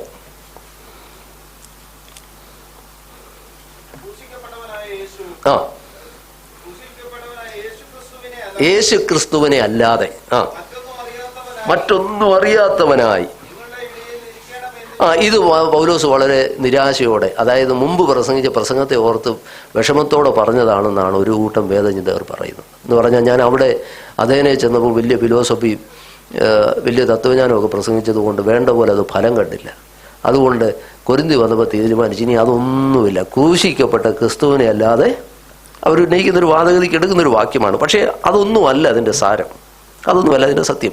ഇത് ഈ വാദഗതിക്കായി ഉന്നയിക്കുന്നവർ അത് പറയുന്നതേ ഉള്ളൂ. വാസ്തവത്തിൽ അപ്പോസ്തല പ്രവൃത്തി നമ്മളിങ്ങനെ പഠിച്ചു വരുമ്പോൾ അവിടെ കാണുവാൻ കഴിയുന്നത്, ലൂക്കോസ് വിജാതീയരോടുള്ള 3 പ്രസംഗങ്ങൾ ഈ അപ്പോസ്തല പ്രവൃത്തിയിൽ പൗലോസിൻ്റെ നമുക്ക് തന്നിട്ടുണ്ട്, എഴുതി തന്നിട്ടുണ്ട്, അല്ലെങ്കിൽ താൻ നോട്ട് ചെയ്തിട്ടുണ്ട്. അതിലൊന്ന് 13-ാം അധ്യായത്തിൽ പിസിദ്ധ്യൻ അന്ത്യോക്യയിൽ വെച്ചുള്ള പ്രസംഗം നമ്മൾ കാണുന്നുണ്ട്. 14-ാം അധ്യായത്തിൽ ലുസ്ത്രയിലുള്ള, മുമ്പേ ഞാൻ പറഞ്ഞ പോലെ വലിയ വിദ്യാഭ്യാസമില്ലാത്ത ജനങ്ങളോട് പ്രസംഗിച്ച പ്രസംഗം 14-ാം അധ്യായത്തിലുണ്ട്. 17-ാം അധ്യായത്തിൽ ജ്ഞാനികളായ തത്വജ്ഞാനികളായ വിജാതീയരോടുള്ള പ്രസംഗം. ഈ 3 പ്രസംഗങ്ങളും വ്യത്യസ്തരായ വിജാതീയരാണെന്ന് പറഞ്ഞാൽ, ഒരു കൂട്ടർ ആദ്യം നമ്മൾ കാണുന്നത് അന്ത്യോക്യയിലുള്ള ആളുകൾ, 2 ലുസ്ത്രയിലുള്ള ആളുകളെക്കുറിച്ച്, ഇവിടെ തത്വജ്ഞാനികളായ മനുഷ്യർ. ദൈവത്തെ അറിയാത്ത ഈ മനുഷ്യരോട് പ്രസംഗിച്ച വിധം ലൂക്കോസ് നമുക്ക് നൽകുന്നുണ്ട്. എന്നാൽ ഈ ഭാഗത്തൊന്നും ആ പ്രസംഗത്തെക്കുറിച്ച് വേറെ എന്തെങ്കിലും ഒരു ആശയം, അത് ഫലവത്തായിരുന്നോ അല്ലയോ എന്നൊന്നും ലൂക്കോസ് തൻ്റെ എഴുത്തുകളിൽ പറയുന്നില്ല.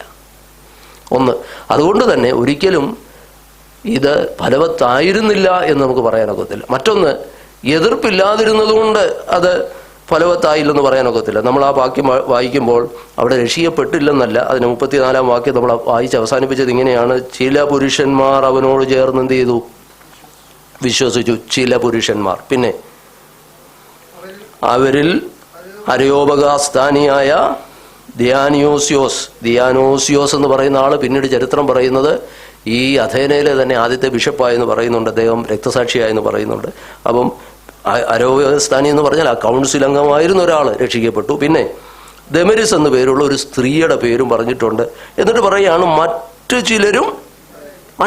ചിലരും. അപ്പോൾ അത് നമ്പർ നമുക്കറിയത്തില്ല, അപ്പോൾ ഫലവത്തായില്ലെന്ന് പറയാനൊക്കത്തില്ല. അപ്പോൾ പണ്ഡിതർ ഇതിനെ അനുകൂലിക്കുന്നവർ പറയുന്നത് ആ നമ്പർ എത്രയാണെന്ന് നമുക്കറിയത്തില്ല. അപ്പോൾ ആ സംഖ്യ വെച്ചുകൊണ്ട് ഇത് ഫലവത്താണോ ഇല്ലയോ എന്നൊന്നും നമുക്ക് പറയാനൊക്കത്തില്ല. അപ്പോൾ അതിനെ അവർ ഖണ്ഡിക്കുകയാണ്. അപ്പോൾ ഞാൻ പറഞ്ഞു വന്നത്, അവിടെ എതിർപ്പുണ്ടായില്ല എന്നുള്ളതോ സംഖ്യ എത്ര പേർ രക്ഷിക്കപ്പെട്ടു എന്നുള്ളതോ, അല്ലെങ്കിൽ മുമ്പ് ഞാൻ പറഞ്ഞതുപോലെ പൗലോസ് കൊരിന്ത്യരുടെ അടുക്കൽ വന്നപ്പോൾ 2-ാം അധ്യായത്തിൽ പൗലോസ് അവിടെ ഞാൻ ക്രൂശിക്കപ്പെട്ട ക്രിസ്തുവിനെ അല്ലാതെ മറ്റൊന്നും അറിയാത്തവനായി നിങ്ങളുടെ ഇടയിൽ ഇരിക്കുന്നു എന്ന് കൊരിന്ത്യരോട് പറയാനുള്ള സാഹചര്യം എന്താണ് നമുക്കറിയാം. കൊരിന്ത്യർ വളരെ പ്രൗഡായിരുന്നു, അവരുടെ ജ്ഞാനത്തിലും അവരുടെ കഴിവിലും ഒക്കെ വളരെ പ്രൗഡായിരുന്നു. അപ്പം അവർ ലോകജ്ഞാനത്തെ കൂടുതൽ ആശ്രയിക്കുന്നവരായിരുന്നു, ലോകജ്ഞാനത്തെയും കഴിവിലുമൊക്കെ ആശ്രയിക്കുന്നവരായിരുന്നു. അവരുടെ റെറ്റോറിക് സ്റ്റൈൽ എന്ന് പറയുന്നത്, അതായത് അവരുടെ ഇടയിലുള്ള പ്രസംഗശാസ്ത്രം തന്നെ വ്യത്യസ്തമായിരുന്നു. അപ്പോൾ ആ ശൈലിയെ, അവിടെ നിന്നുള്ളൊരു എതിർപ്പ് മുന്നിൽ കണ്ടുകൊണ്ടാണ് പൗലോസ് പറഞ്ഞത്, ഞാൻ അങ്ങനെയുള്ളൊരു സ്റ്റൈലോ ലോകജ്ഞാനമോ ഞാൻ തേടുകയില്ല, ക്രൂശിക്കപ്പെട്ട ക്രിസ്തുവിനെ മാത്രം ഞാൻ സേവിക്കും, അല്ലെങ്കിൽ അറിയുന്നവനായി നിങ്ങളുടെ ഇടയിലിരിക്കും എന്നുള്ള ഒരു തീരുമാനം അവിടെ വെച്ചെടുക്കുന്നത്. അല്ലാതെ അഥേനയിലെ പ്രസംഗത്തിൻ്റെ വിജയപരാജയത്തെ ഒന്നും അടിസ്ഥാനമാക്കിയല്ല പൗലോസ് കൊരിന്ത്യ ലേഖനത്തിൽ അത് പറഞ്ഞിരിക്കുന്നതെന്നും വ്യക്തമാണ്. അങ്ങനെ നമുക്കിത് മനസ്സിലാക്കുവാനായിട്ട് കഴിയും. പൗലോസിൻ്റെ ഈ പ്രസംഗം നമ്മൾ മനസ്സിലാക്കുമ്പോൾ വളരെ വ്യക്തമായി നാം മനസ്സിലാക്കേണ്ട. പൗലോസ് കൊരിന്ത്യയിലും 18-ാം അധ്യായം പിന്നീട് നമുക്ക് സമയം പോലെ ചിന്തിക്കാം. 18-ാം അധ്യായത്തിൽ വരുമ്പോൾ പൗലോസ് ഈ 17-ാം അധ്യായത്തിലും 16-ാം അധ്യായത്തിലും തുടർന്ന് വന്ന അതേ രീതി തന്നെ പൗലോസ് കൊരിന്ത് പട്ടണത്തിലും തുടരുന്നതായിട്ടും പിന്നീടും കാണുന്നുണ്ട്. ദൈവത്തിന് സ്തോത്രം. ഈ ഭാഗത്തു നിന്ന് ഞാൻ പറഞ്ഞല്ലോ, സുവിശേഷത്തെക്കുറിച്ച് നമ്മൾ പൊതുവായി മനസ്സിലാക്കേണ്ട ഒരു കാര്യം, നമ്മൾ ക്രിസ്തുയേശുവിനെ ഒരാൾക്ക് പറഞ്ഞു കൊടുക്കുമ്പോൾ തന്നെ സൃഷ്ടാവായ ദൈവത്തെക്കുറിച്ച് നാം പറയണം. സൃഷ്ടാവായ ദൈവം നോക്കിയാൽ ഇവിടെ മനുഷ്യൻ്റെ ഈ പ്രകൃതി, ഈ ലോകത്തെ സൃഷ്ടിച്ചൊരു ദൈവം, ചരിത്രം നമ്മൾ കണ്ടു. അവൻ ഒരുവനിൽ നിന്ന് സകല ജാതി ഉളവാക്കിയെന്ന് മാത്രമല്ല, മനുഷ്യന് കാലങ്ങളും നിവാസങ്ങളെയും ഒക്കെ നിശ്ചയിച്ച ദൈവം എന്ന് പറഞ്ഞാൽ ചരിത്രത്തെ നിയന്ത്രിക്കുന്ന ദൈവം. സമയം ആദ്യം മുതൽ അവസാനം വരെ സൃഷ്ടിതാവായ ദൈവം തൊട്ട് ന്യായം വിധിക്കുന്ന ദൈവം വരെ. അപ്പോൾ ഈ ലോകത്തെക്കുറിച്ചുള്ള മുഴുവനായൊരു ആശയത്തെ 1-2 വാക്യങ്ങളിൽ ഉൾപ്പെടുത്തി പൗലോസ് അവരോട് പങ്കുവെക്കുകയാണ്. നമ്മൾ കേവലം കർത്താവായ യേശു ക്രിസ്തുവിനെ കുറിച്ച് ഒരാളോട് പറയുമ്പോൾ നമ്മൾ മനസ്സിലാക്കണം, ന്യായവിധിയെക്കുറിച്ച് പറയാതെ രക്ഷയ്ക്ക് പ്രാധാന്യമില്ല. സൃഷ്ടിതാവിനെക്കുറിച്ചും സൃഷ്ടിപ്പിനെക്കുറിച്ചും പറയാതെ ക്രൂശിന് അവിടെ വില വരുന്നില്ല. ഞാൻ പറഞ്ഞതിൻ്റെ ആശയം നിങ്ങൾ മനസ്സിലാക്കണം. ഇവിടെയെല്ലാം നമ്മൾ ഗ്രഹിക്കേണ്ടതായൊരു കാര്യം, ഈ സുവിശേഷത്തിൽ എന്തെല്ലാം അടങ്ങിയിരിക്കുന്നു.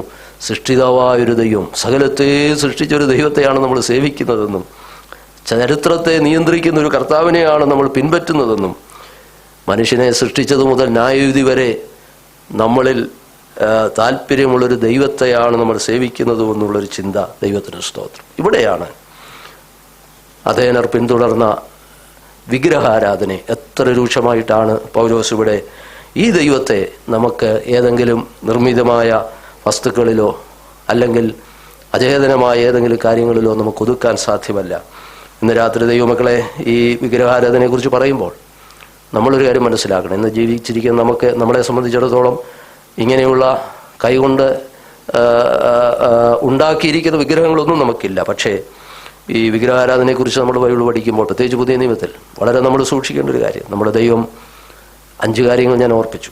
ദൈവം സൃഷ്ടിതാവായ ദൈവമാണ്, സംരക്ഷിക്കുന്ന ദൈവമാണ്, ദൈവം നമ്മുടെ പിതാവാണ്, ദൈവം ന്യായം വിധിക്കുന്ന ദൈവമാണ്. അവൻ മനുഷ്യർക്ക് കാലങ്ങളും അതിരുകളും ഒക്കെ നിയമിച്ചെങ്കിൽ ആ ദൈവത്തിന് മുമ്പാകെ നമുക്ക് ഒന്നുകൂടെ പ്രാഗൽഭ്യത്തോടെ അടുത്തു വന്ന്, ഇവിടെ പറഞ്ഞിരിക്കുന്നത് പോലല്ല, വീണ്ടെടുക്കപ്പെട്ട ദൈവമക്കളിൽ നിന്നുള്ള നിലയിൽ അവൻ നമ്മെ മക്കളെന്നുള്ള അവകാശ പദവിയിലേക്ക് എത്തിച്ചെങ്കിൽ എത്രയധികം ഭയത്തോടെ കർത്താവെ ന്യായം വിധിക്കുന്നൊരു ദൈവം. നമ്മുടെ ജീവിതത്തിലൊന്നും വിഗ്രഹങ്ങൾ ഉണ്ടാകാതിരിക്കട്ടെ. ഇവിടെ പറയുന്ന ഈ വിഗ്രഹത്തോട് ബന്ധപ്പെട്ട് നമുക്ക് പറയാൻ കഴിയും, ഗോഡ് സബ്സ്റ്റിറ്റ്യൂട്ട്. വിഗ്രഹം എന്ന് പറഞ്ഞാൽ അതിന് കൊടുത്തിരിക്കുന്ന ഒരു ചെറിയ meaning, an idol is a God substitute എന്നാണ്. ദൈവത്തിന് പകരം നാം എന്ത് കാണുന്നോ അത് നമ്മുടെ വിഗ്രഹമാണ്. Any person or thing that occupies the place which God should occupy is an idol എന്നാണ്. ദൈവം നമ്മുടെ ജീവിതത്തിൽ വഹിക്കേണ്ട സ്ഥാനം മറ്റേതെങ്കിലും ഒരു വ്യക്തിയോ സ്ഥാനമോ ഏതെങ്കിലും ഒരു വസ്തുവോ അപഹരിക്കുന്നുണ്ടെങ്കിൽ അത് നമ്മുടെ ജീവിതത്തിലെ ഒരു വിഗ്രഹമാകാം.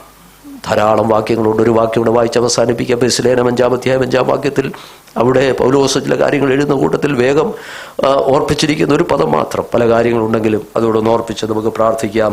എഫെസ്യർ 5-ാം വാക്യം. ദുർനടപ്പുകാർ, അശുദ്ധർ, വിഗ്രഹാരാധിയായ ദ്രവ്യാഗ്രഹി. മതി. എന്തിനാണ് ദ്രവ്യാഗ്രഹം എന്നവിടെ പറഞ്ഞാൽ പോരെ, കവച്ചോസ്നസ് എന്നാണ് ഇംഗ്ലീഷിൽ കൊടുത്തിരിക്കുന്നത്. വിഗ്രഹാരാധിയായ ദ്രവ്യാഗ്രഹി. ദൈവമക്കളെ, നമ്മുടെ ഒക്കെ ജീവിതത്തിൽ, നമ്മൾ ജീവിക്കുന്ന ഈ സമൂഹത്തിൽ നമ്മുടെ ജോലി ചിലപ്പോൾ നമുക്കൊരു വിഗ്രഹമാകാം, നമ്മുടെ കുഞ്ഞുങ്ങളൊരു വിഗ്രഹമാകാം. ദൈവത്തിൻ്റെ സ്ഥാനം നമ്മുടെ ജീവിതത്തിൽ മറ്റെന്തെങ്കിലും എടുക്കുന്നുണ്ടെങ്കിൽ നമ്മുടെ ഭക്ഷണം, നമ്മുടെ ധാർമ്മിക ജീവിതം എന്തും ഒരു വിഗ്രഹമായി മാറാൻ സാധ്യതയുണ്ട്. രാത്രി വചനത്തിനു ഭാഗം നമ്മോടൊന്നുകൂടെ സമർപ്പിച്ച്, സൃഷ്ടാവായ ദൈവം, സകലത്തെയും നമുക്ക് നൽകി തരുന്ന ദൈവം, നമ്മെ പരിപാലിക്കുന്ന ദൈവം, നമ്മുടെ പിതാവായ ദൈവം, അതേ നമ്മുടെ കാലങ്ങളെയും അതിരുകളെയും നിശ്ചയിച്ച ദൈവം, ന്യായം വിധിക്കുന്ന ഒരു ദൈവം. ആ കർത്താവിൻ്റെ മുമ്പിൽ ഈ വചനം ഇന്ന് രാത്രി നമുക്കും പ്രായോഗിക ജീവിതത്തിൽ നമുക്കും അനുഗ്രഹമായി മാറട്ടെ. അറിയായ്മയുടെ കാലങ്ങളെ ദൈവം ലക്ഷ്യമാക്കാതെ, അതിൻ്റെ അർത്ഥം നമ്മുടെ വിശ്വാസ ജീവിതത്തിനൊന്ന് പരിശോധിച്ച്, പലപ്പോഴും ദൈവത്തിൻ്റെ അളവറ്റ ദയയല്ലേ നമ്മെ ഓരോ ദിവസവും നടത്തിയതെങ്കിൽ, ദൈവമക്കളെ, അതൊന്നും അത് ശിക്ഷിക്കപ്പെടുവാൻ അർഹതയില്ലാഞ്ഞിട്ടല്ല, അല്ലെങ്കിൽ ദൈവം എക്സ്ക്യൂസ് ചെയ്തതല്ല, മറിച്ച് ഒരു ന്യായവിധി നമ്മുടെ മുൻപിലുണ്ടെന്നുള്ള വലിയ ആത്മഭാരത്തോടെ പൗലോസ് പറയുകയാണ്, മാനസാന്തരപ്പെടണമെന്ന് എല്ലാവരോടും ഞാൻ കൽപ്പിക്കുന്നു. നമുക്കെല്ലാവർക്കും അതിനായി ദൈവത്തിന് നമ്മെ സമർപ്പിക്കാം. ഈ വചനം നമുക്ക് അനുഗ്രഹമായി തീരട്ടെ. നമ്മെ അതിനായി ഏൽപ്പിച്ചു കൊടുക്കാം. നമുക്ക് പ്രാർത്ഥിക്കാം. സഹോദരൻ ഒരാൾ ചുരുക്കമായി പ്രാർത്ഥിച്ചാൽ.